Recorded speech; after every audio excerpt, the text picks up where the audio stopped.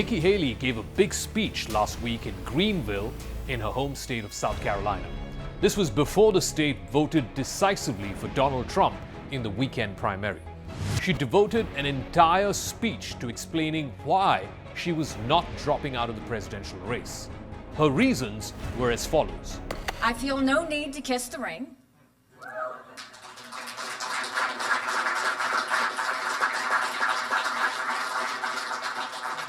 I have no fear of Trump's retribution. I'm not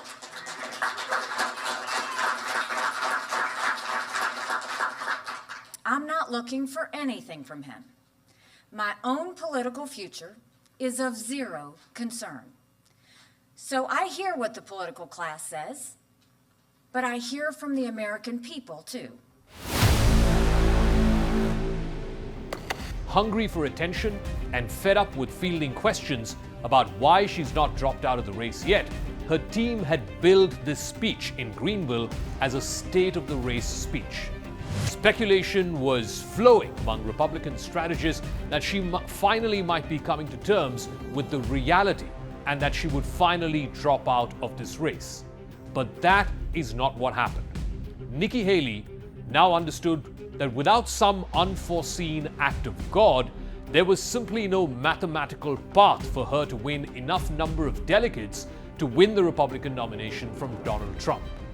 Haley was enjoying herself during that speech in Greenville. She was finally able to say out loud what she thought about Trump for long years.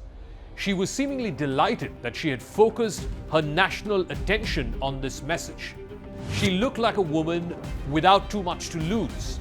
After all, her entire campaign was based on opposition to Trump, not necessarily just for election purposes, but also in opposition to Trump the person and Trump the potential president. Also betting on the fact that Trump's numerous legal troubles will finally get the better of him. That in the event of a conviction in one of many cases that he is accused in, that Trump may finally be barred from running for president.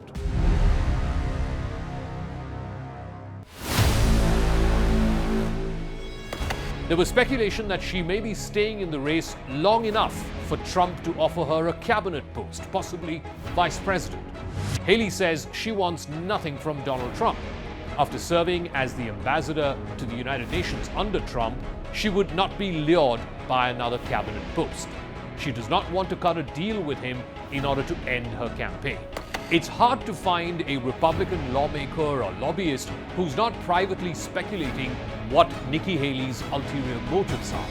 Is she hanging on as a Plan B candidate just in case Trump dies or goes to prison? Is she positioning herself as the woman who is going to lead the Republican Party in a post-Trump era?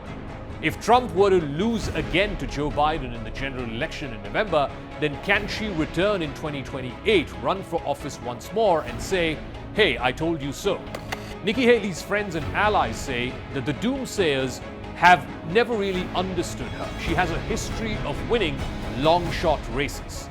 She's used to being counted out and then coming back and proving people wrong.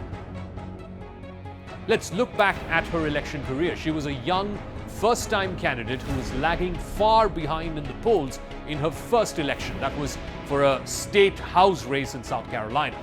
Back then, she beat a nearly 30-year incumbent for a South Carolina state house seat. It was a come-from-behind victory which shocked the entire political establishment in the state at that time. And then many years later, in 2010, she once again beat a slew of political heavyweights from the state in her race to be governor for the first time. At that time, her opponents included Henry McMaster, who was a former state attorney general, Gresham Barrett, who was then a popular congressman, and Andre Bauer, who was then the state's very popular lieutenant governor. That same establishment is now lined up against her in support of Donald Trump. Now, despite the big loss in her home state of South Carolina, where she lost to Trump by almost 20 percentage points, her donors have expressed a willingness to stick with her until Super Tuesday at least, which is March the 5th. But then, right after this weekend, came a big blow. Her biggest backers backed out. the political network created by the billionaire Koch brothers, they said they were suspending their support for Nikki Haley. Their group is called Americans for Prosperity Action. They had spent tens of millions of dollars trying to elevate Nikki Haley and trying to prevent a re-nomination for Donald Trump. And that money has resulted in very vicious attacks between Trump and Haley on the campaign trail. Last week, Trump attacked Haley's husband, Michael, asking why he was not beside her on the campaign trail.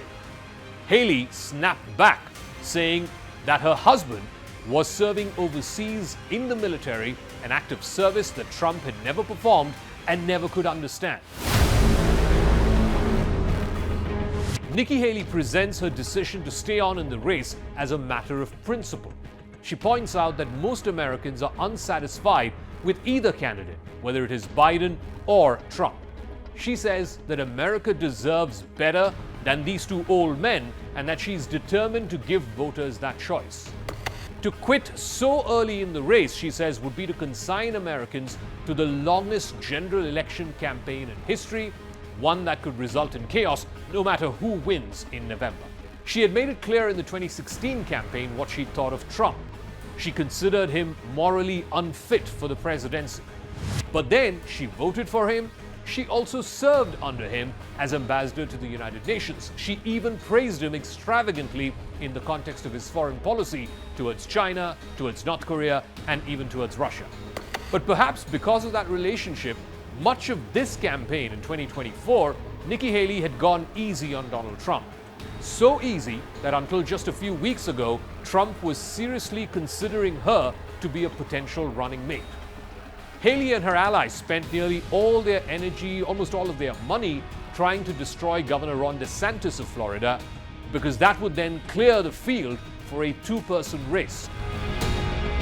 I was proud to serve America in his administration. But the truth of the matter is, chaos follows him.